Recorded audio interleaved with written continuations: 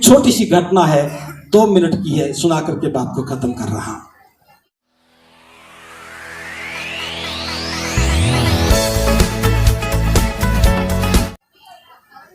बुद्ध के समय की बात है। एक मोगल्यान नाम का व्यक्ति तथागत के पास आया। उसके मन में बहुत सारी जिज्ञासाएं थी, बहुत सारी बातें थी। एक एक करके उसने पूछा और तथागत ने प्रत्येक बात का उत्तर दिया।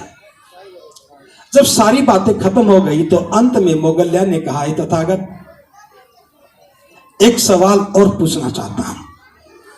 मैं देख रहा हूं कि आपकी देशनाओं को सुन करके कुछ लोगों का भला तो हो गया, कुछ का कल्याण तो हो गया, लेकिन कुछ का तो बिल्कुल भी नहीं हुआ।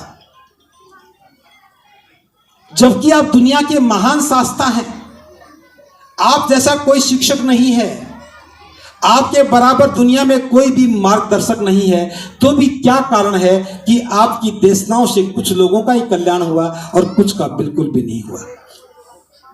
तथागत के उत्तर देने का अपना एक तरीका था।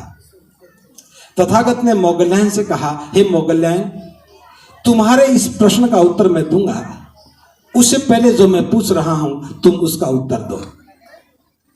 तथागत ने कहा, हे मोगल्यान, क्या तुम सावथी से राजगृह जाने का मार्ग जानते हो?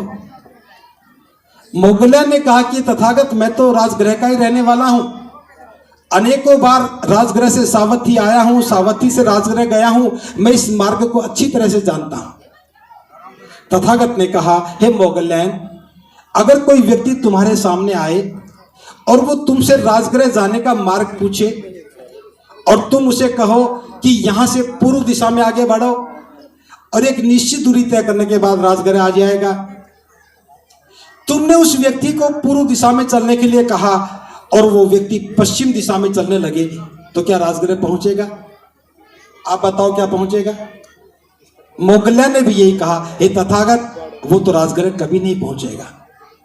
अब बुद्ध कहते हैं, हे मोगल्यान, उसी समय कोई दूसरा व्यक्ति आए, वो भी तुमसे राजगृह जाने का मार्ग पूछे और तुम उसे भी वैसे ही बताओ जैसे पहले वाले व्यक्ति को बताया, और वो व्यक्ति ठीक वैसे ही चलने लगा जैसा आपने बताया, वो तो राजगृह पहुंच ही जाएगा।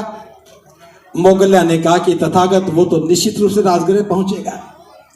अब बुद्ध कहते हैं, तो हे मोगल्यान, तुम ही बताओ, तुम्हारे सामने 2 व्यक्ति आए, दोनों को ही राजगृह जाना था, दोनों ने तुम्ही से मार्ग पूछा, तुमने दोनों को एक ही तरह से मार्ग बताया, एक तो राजगृह पहुंच गया और दूसरा नहीं पहुंचा।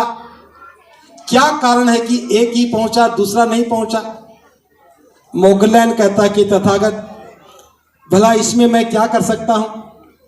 मेरा काम तो मार्ग बताना था, चलने का काम तो उसी व्यक्ति का था। मैंने तो दोनों को एक ही तरह से मार्ग बताया। जिसने ठीक से सुना और ठीक चला वो तो पहुंच गया, जिसने ठीक से सुना नहीं या ठीक चला नहीं वो भला कैसे पहुंच सकता है?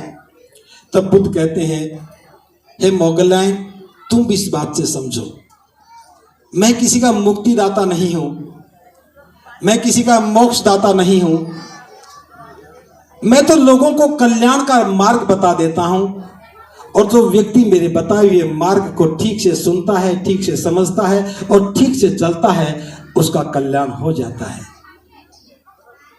मोगल्यान की समझ में आ गया। 2500 साल के बाद मैं उसी बात को दोहरा रहा हूं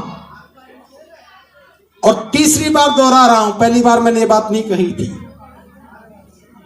उम्मीद कर रहा हूं कि कभी इस मोगल्यान को भी समझ में आ जाए। बाबा साहब बता करके गए कि हमें इधर चलना है, बाबा साहब बता कर गए कि हमें इस मार्ग पर चलना है, और हम बाबा साहब के बताए हुए मार्ग पर ना चल करके उसके विपरीत मार्ग पर चल रहे हैं, और फिर हम बाबा साहब को याद कर रहे हैं। इसलिए मेरा यह कहना है, बौद्ध उत्सव तो मनाओ लेकिन दिशा को ठीक करो। बौद्ध उत्सव तो मनाओ, दिशा को ठीक करो। बाबा साहब की जयंती मनाओ लेकिन बाबा साहब की बात को मानो। जब बाबा साहब की समझ में आया और बाबा साहब ने हमें मार्ग दे दिया, खुद बुद्ध की शरण में चले गए, और आज हम भी उत्सव मना रहे हैं, बुद्ध की शरण में जा नहीं रहे हैं, तो ये दोहरा आचरण नहीं करना। मैं विशेष रूप से नौजवानों से कहना चाहूंगा, ये उम्मीदें आप पर टिकी हैं कि आप बाबा साहब को ठीक से समझ पाओ। अगर नौजवानों को समझ में आ गया तो फिर दोबारा मनुस्मृति जलाने की आवश्यकता नहीं पड़ेगी। जो हमारा विश्वास है, जो हमारे मन में जो धारणाएं बनी है, बस उन्हें निकालना है। हमारे मन में जो गलत बातें बैठी हुई हैं, जो गलत परंपराएं बैठी हुई हैं, जिनका हम पोषण कर रहे हैं, बस उनको खत्म करना है। किसी से लड़ने की जरूरत नहीं है, किसी को बुरा कहने की जरूरत नहीं है, और कागज के पन्नों को दोबारा जलाने की आवश्यकता नहीं है।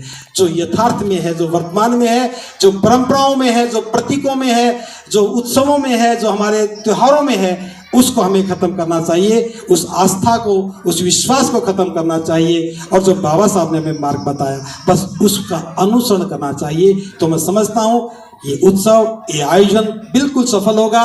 और अंत में एक बार मैं पुनः साधुवाद देता हूं भीम ज्ञान चर्चा मिशन के सभी कार्यकर्ताओं को, सभी लोगों को, कि आप जो अच्छी परंपराएं स्थापित कर रहे हैं, आपका बहुत बहुत कल्याण हो। और जितने भी लोग यहाँ आए हैं, उपासक उपासिकाएं आई हैं, आपसे भी एक उम्मीद लेकर के बात कर रहा हूं, एक घूंघट हटना चाहिए, महिला पुरुष का भेद खत्म होना चाहिए, जाति की दीवारें गिरनी चाहिए, और ईमानदारी के साथ हमें बौद्ध बन करके इस बुद्ध उत्सव को और आगे बढ़ाना चाहिए। इन्हीं शब्दों के साथ आपने मेरी बात को बड़े ध्यान से सुना। आप सबका मंगल हो, सबका मंगल हो, सब।